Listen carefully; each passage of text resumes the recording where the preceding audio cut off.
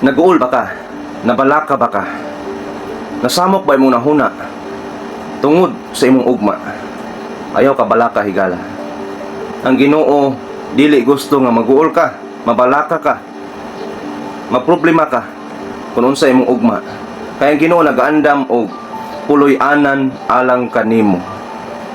Kung atong basahon diri sa John 14:1-3, let not your heart be troubled. You believe in God, believe also in me. In my Father's house are many mansions.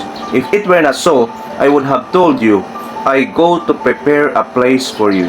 And if I go and prepare a place for you, I will come again and receive you unto myself, that where I am, there ye may be also. Ayaw ka bala kahigala kon pertit paita sa kinabuhi, no? Lisod kay atong kinabuhi ning kalibutan. Ang importante nga nangalagad tang madadanon sa Ginoo. Ngano man? Kay bisan pa sa kapiki sa panahon, bisan gamay katong puloy-anan sa kalibutan. Tanong duman nga lumalabay na taning kalibutan na. Ang Ginoo nag-andam og puloy-anan. Ug kana nga puloy-anan higala, mansyon giandam sa Ginoo alang nimo ug nako. Ako na imagine may higala nga sa langit tag sa taog mansyon. God bless you.